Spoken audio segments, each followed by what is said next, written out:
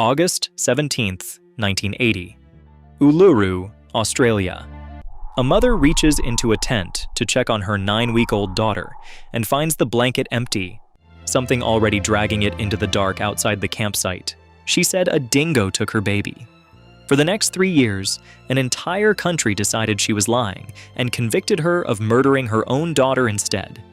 By the time Australia officially admitted she'd told the truth, "The dingo ate my baby" had spent 3 decades as a punchline. Nobody laughing ever checked if it was still funny. What almost nobody remembers is that the case against her wasn't built on a hunch. It was built on 2 separate pieces of forensic evidence, and both of them turned out to be completely fabricated, not exaggerated, fabricated. It would take another 2.5 years after her release just to get that fact stated in a courtroom. By the end of this video, you'll understand exactly why an entire nation was more willing to believe a mother had slit her own daughter's throat than believe the one animal that had actually done it. Because here's what nobody in that courtroom in 1982 wanted to accept. A wild dingo is fully capable of exactly what she described. An adult stands around 2 feet at the shoulder and weighs roughly 33 pounds, smaller than most people expect, closer to a lean farm dog than a wolf. But size was never the issue.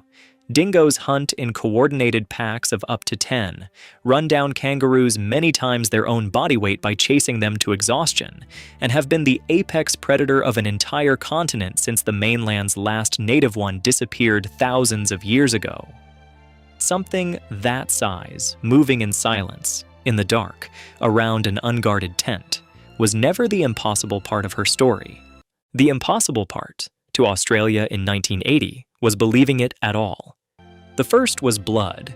Investigators claimed to find blood spatter in the Chamberlain's car, consistent with a throat being cut in the front seat. It was presented at trial as physical proof. Years afterward, further testing revealed there had never been any blood in that car at all. The original investigators had mistaken a completely harmless chemical compound, sound-deadening spray used in Australian car manufacturing at the time, for spatter, and no one caught the error until it had already cost a woman years of her life. The second was a handprint. Investigators photographed Azaria's blood-stained jumpsuit under ultraviolet light and claimed the markings around the neck showed the imprint of a small adult hand.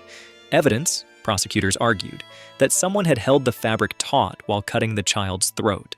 That finding would later be dismissed as pseudoscience, unsupported by any recognized forensic technique. 2 fabricated pieces of evidence, not exaggerated, fabricated. There was a third factor that had nothing to do with forensics at all, and it may have mattered more than either.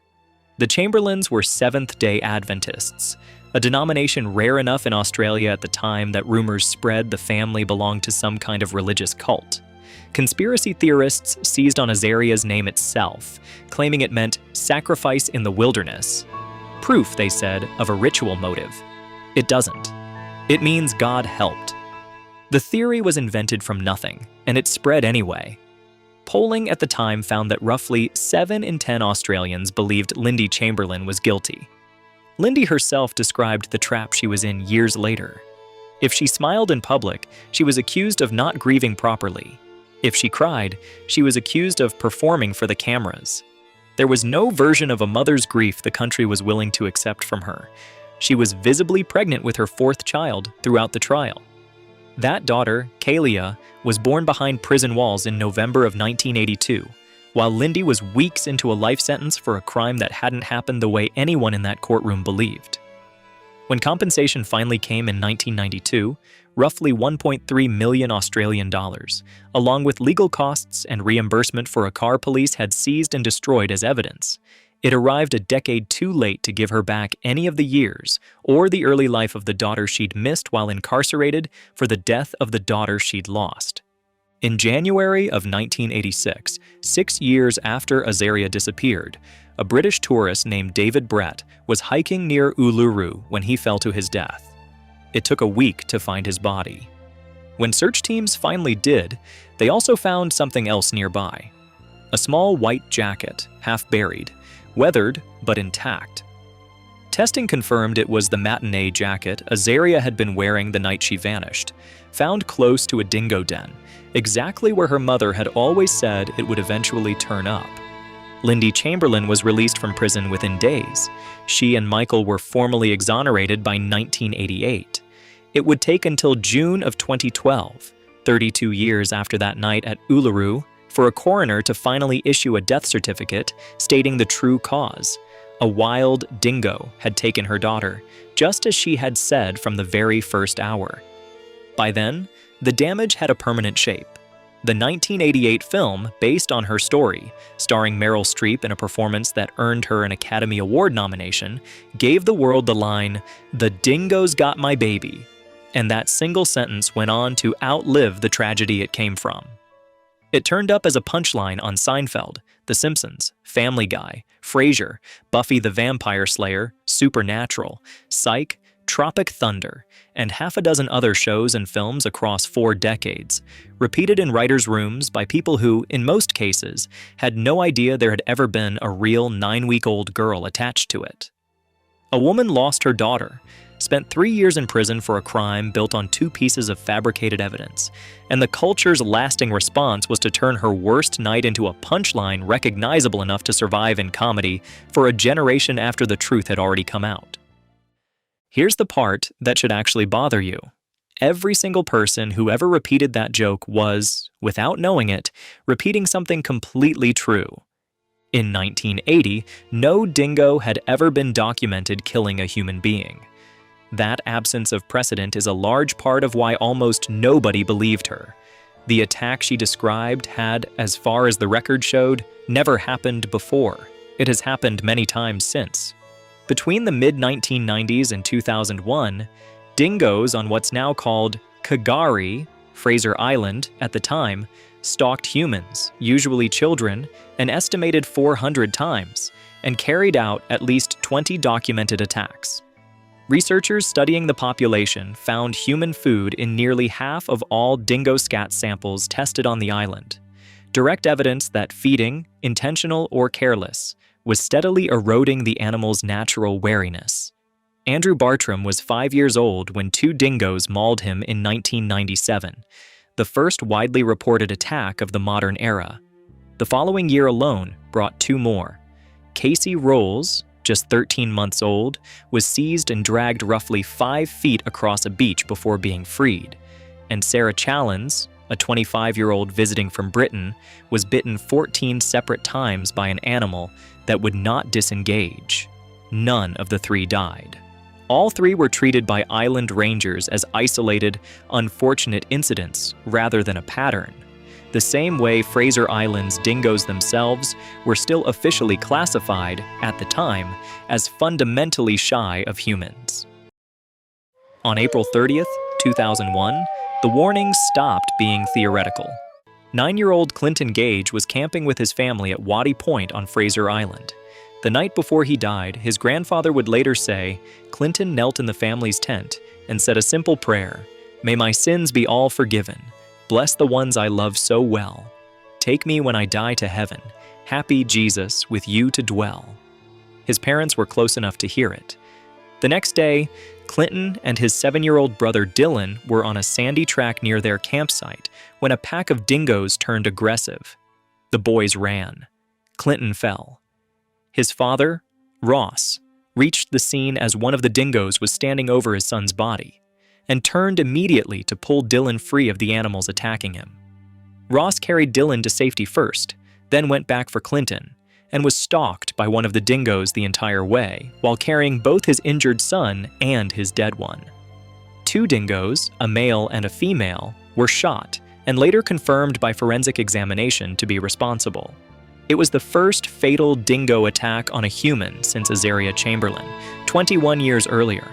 And this time, there was no controversy about whether a dingo was capable of it. There were witnesses. There was a body. There was no longer any doubt left to argue about. 3 confirmed human deaths in 46 years is, by any honest measure, a small number. And pretending otherwise would undercut everything else in this video. What that number leaves out is how it stays small. Every one of the survivors above was freed within seconds by someone else nearby. A father sprinting across sand, tourists dragging a jogger out of the surf, a 5-year-old shouting for her parents through a hotel wall. Remove any one of those seconds-long interventions, and the death count reads differently. The animal isn't holding back. The people standing nearby keep arriving in time, until, on 3 separate occasions across 2 centuries of contact, they didn't. What's striking about the years after Clinton Gage's death isn't that the attacks continued. It's how ordinary the settings kept being. This wasn't happening to careless backpackers ignoring warning signs deep in the bush.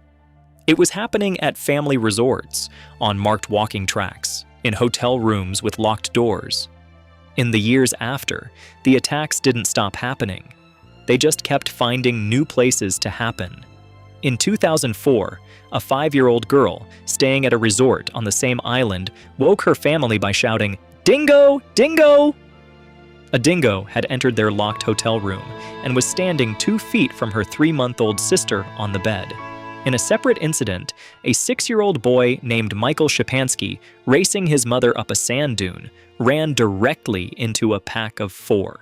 His father described his son's screams as bone-chilling and pulled him free of a dingo that had already locked onto his leg and was trying to drag him away. In 2023, a 23-year-old jogger named Sarah Pete was chased into the ocean by a pack and pulled from the water by tourists who happened to be driving past. The pack's leader was tracked down and euthanized days later. Around the same period, 2 tourists were fined over $2,000 in separate incidents for provoking dingoes on camera, one posing inches from a litter of pups, the other filming herself with a growling adult. An extremely dangerous decision, officials called it. Then, on the morning of January 19, 2026, a 19-year-old Canadian backpacker named Piper James went for an early swim on a beach on Kagari. Her body was found roughly 90 minutes later, surrounded by about 10 dingoes. The coroner's court took months to issue an official finding, and when it came, it was more haunting than either possibility alone. Piper died as a result of drowning in the setting of multiple injuries, due to, or as a consequence of, a dingo attack. Not an attack instead of a drowning. A drowning caused by one. At least 6 of the 10 dingoes found around her body were euthanized within days. Her father, Todd James, spoke to reporters before the final ruling came in, saying he wanted to believe it had been drowning alone.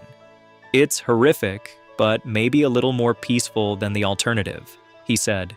The alternative turned out to be both, tangled together, exactly the way the coroner ultimately described it.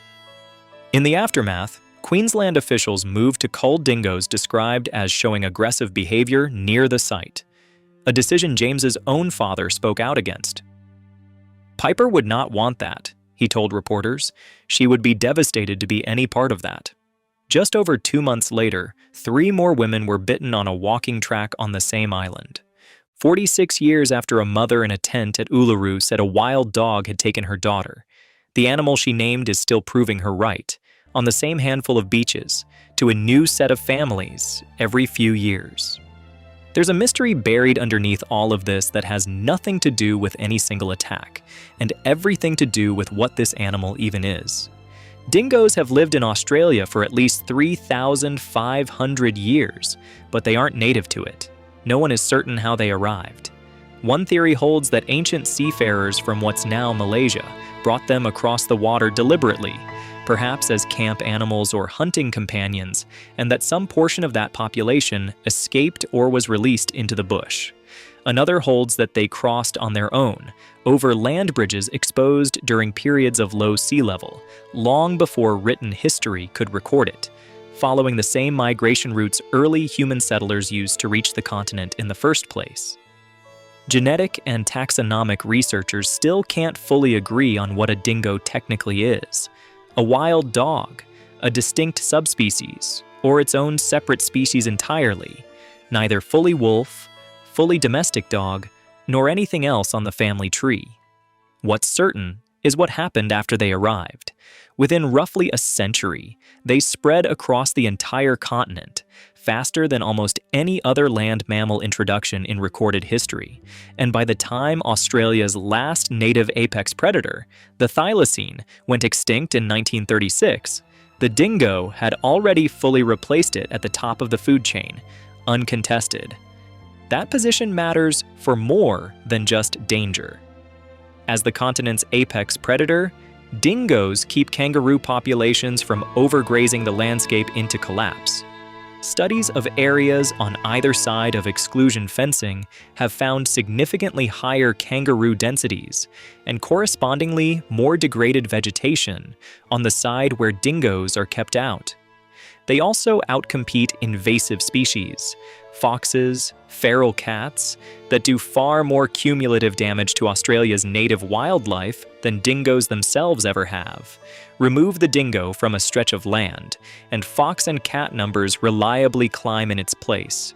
In the 19th century, ranchers protecting livestock built the dingo fence, still standing today, stretching more than 5,600 kilometers. Longer than the distance from New York to Los Angeles and back. One of the longest structures ever built by humans anywhere on Earth. It exists entirely because of an old, unresolved argument this species still hasn't settled. An animal a farmer wants gone completely, and an animal an ecologist needs to stay, standing on opposite sides of the same fence, over the same dog. Go back to that tent at Uluru in 1980. A mother reaches in, and the blanket is empty. For 32 years, an entire country decided that story was a lie, because believing it meant admitting an animal they'd spent 2 centuries treating as background scenery was capable of exactly what she said. It took a British hiker's fatal fall to find the jacket. It took a 9-year-old's death in 2001 to remove the doubt. It took a coroner's report in 2012 to make it official, and it took a 19-year-old's death this past January to prove the story was never really about one bad night in 1980 at all. Every time someone repeats that joke now, without knowing any of this, they're doing exactly what an entire country did for 32 years, treating the least believable part of the story as the punchline, instead of the part that turned out to be true. It was never a punchline. It was a warning that took 46 years and at least 3 more names for anyone to fully believe.